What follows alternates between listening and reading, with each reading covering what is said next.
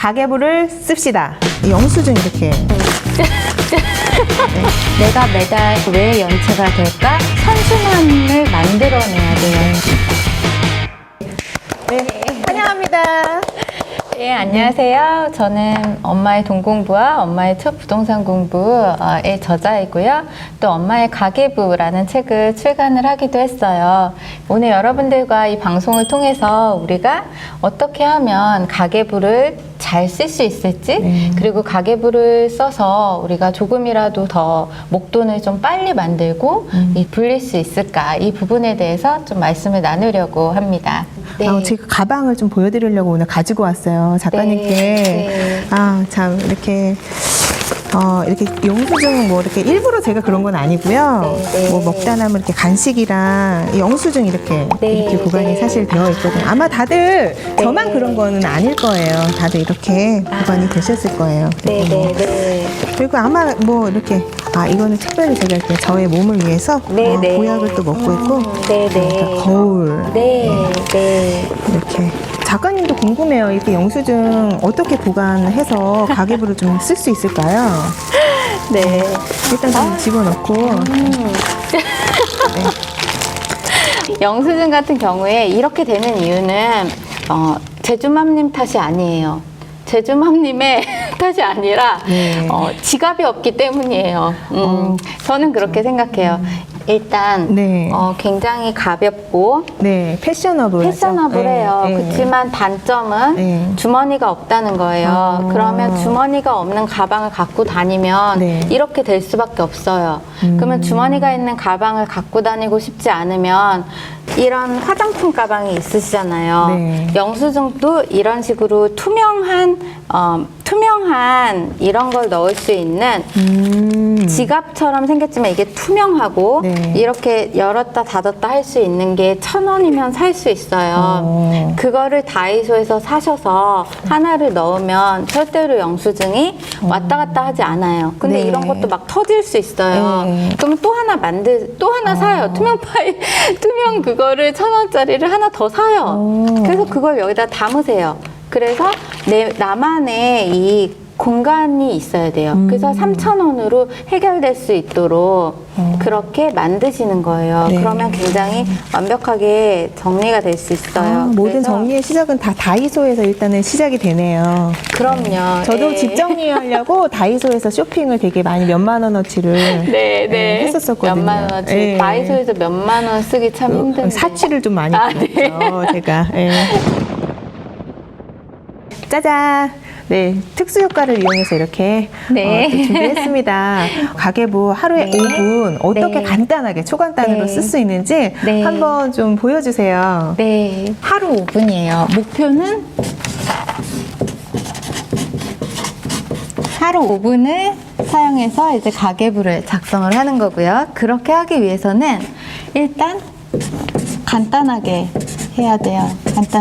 간단하게. 그리고 대충. 그리고 그냥 쿨하게. 너무 자신을 왜 썼을까, 어쩌고 저쩌고 이런 생각하지 마시고 그냥 간단하게 대충 쿨하게. 대신에 규칙은 하루에 5분 꼭 5분씩 하시는 거예요. 매일 5분. 매일. 지출이 하나도 없어도 혹시 매일 지출이 하나도 없으면 안 해도 돼요. 일단 가계부에서 가계부 항목이 있는데요. 이달에 이루고 싶은 꿈, 이걸 가장 먼저 쓰세요. 갖고 싶은 거, 내가 갖고 싶거나 하고 싶거나 또는 해보고 싶은 거, 배워보고 싶은 거. 배우고 싶은 것도 있을 수 있어요, 우리가. 그런데 그런 게 다 돈이 든다는 게 문제예요. 내가 무엇인가를 배우고 싶고 또는 무엇인가를 해보고 싶고 무엇인가를 갖고 싶을 때 돈이 들잖아요. 그 항목을 일단 쓰고 그게 얼마가 드는지를 여기에다가 쓰세요. 매달. 한 달에 내가 해보고 싶은 거 이거 셋 중에 하나는 해야 되는데 얼마가 들지를 적어보는 거예요. 그래서 이 비용을 내가 꼭 이번 달에 모아야 되는 건 나의 목표 중에 하나가 되는 거예요. 근데 이제 이런 거를 하기 위해서는 소비를 줄일 필요가 있겠죠.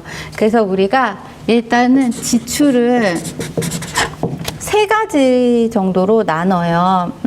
3개로 나눌 때는 고정 지출, 변동 지출, 그리고 기타, 이렇게 3가지로 나눠요. 그래서 고정이라는 거는 이제 매달 나가는 돈이에요. 예를 들면 우리가 생각해 볼 때 매달 나가는 지출이 뭐가 있을까요?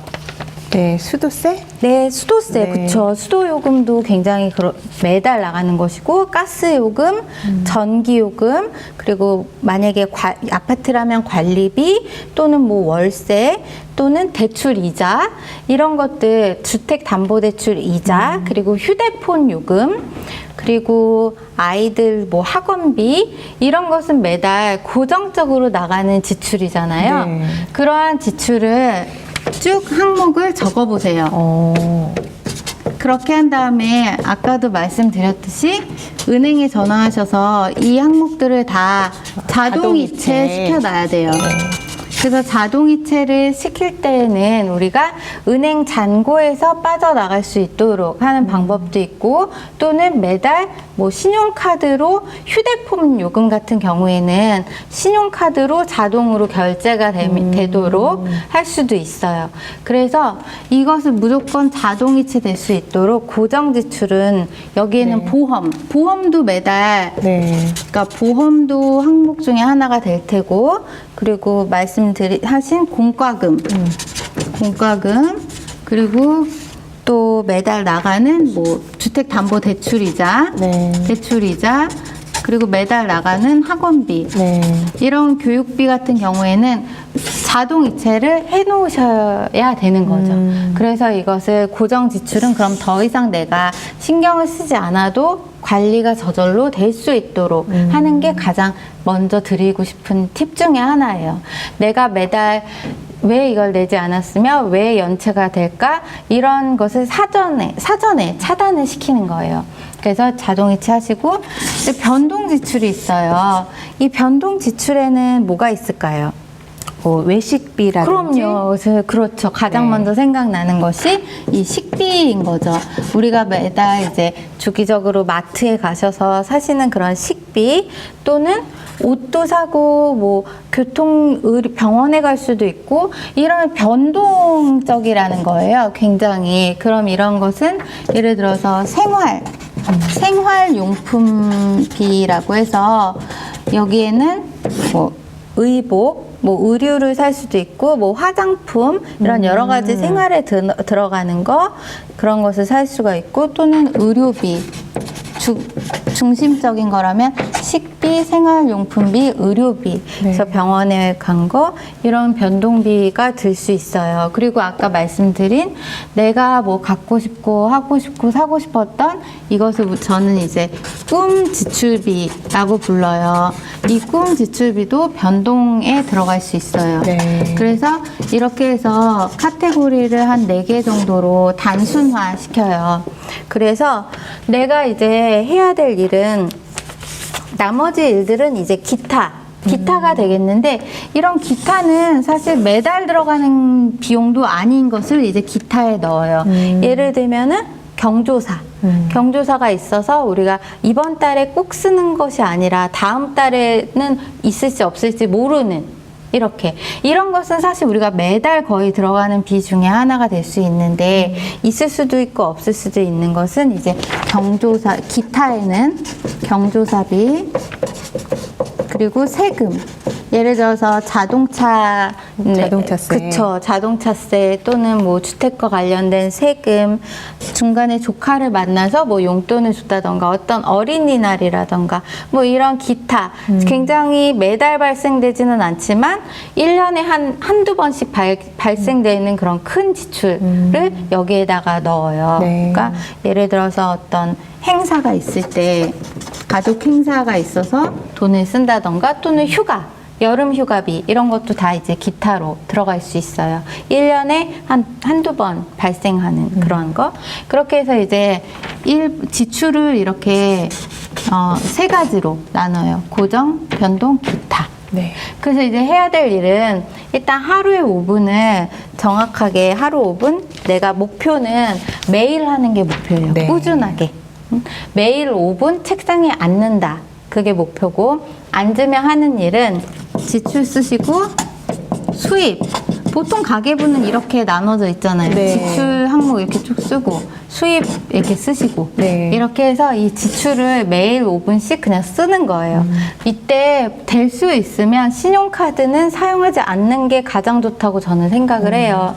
왜냐하면 사실 신용카드엔 포인트도 많고 네. 혜택도 많아요. 우리가 보통 신용카드 이렇게 만들면 선물도 받잖아요. 그쵸. 근데 일단 우리의 목적은 뭐든지 간단할 수 있도록 최소화시키는 게 삶에는 되게 필요하다고 저는 생각을 해요. 그럼 만약에 카드를 만든다면 식비에 쓸 카드 하나, 마트에서 쓰는 카드 하나만 만드시는 거예요.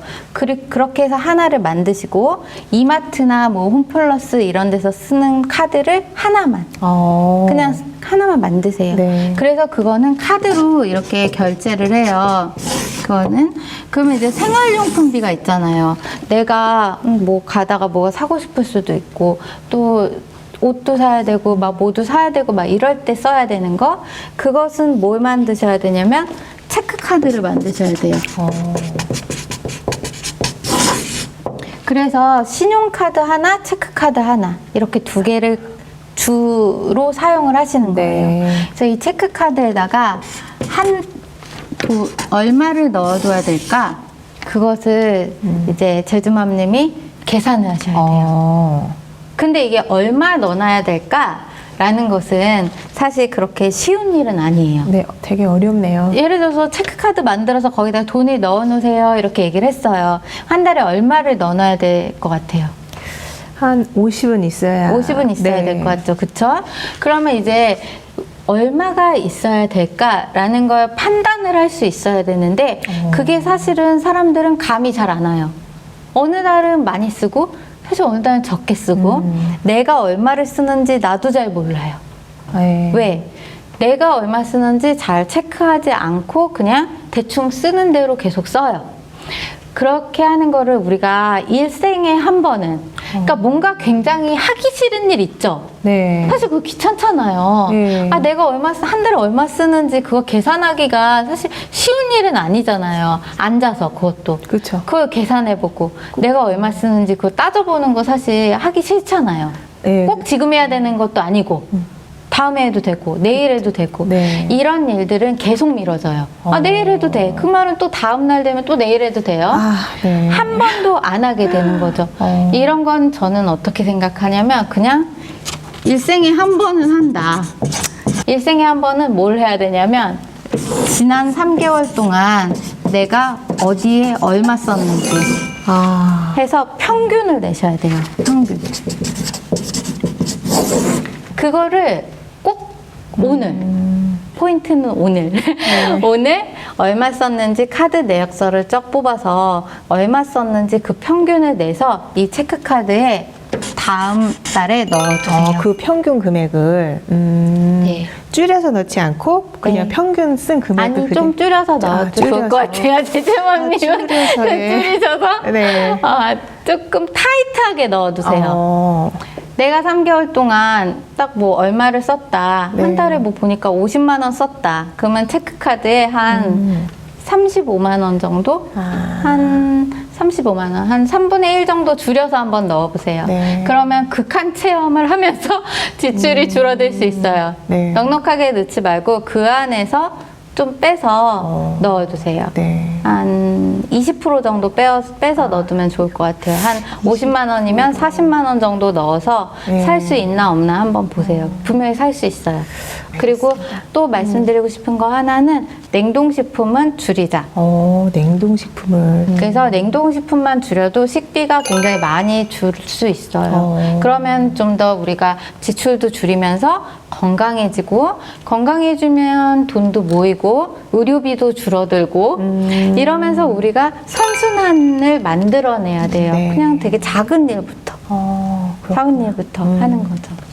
모든 걸 다 줄일 순 없어요. 그것만 줄여도 꽤 많이 줄여요. 다이어리도 갖고 있는데 이건 제가 1999년에 쓴 거예요. 내가 어디다가 돈 쓴지 잘 보잖아요? 그럼 내가 오늘 뭐 했는지 알 수 있어요.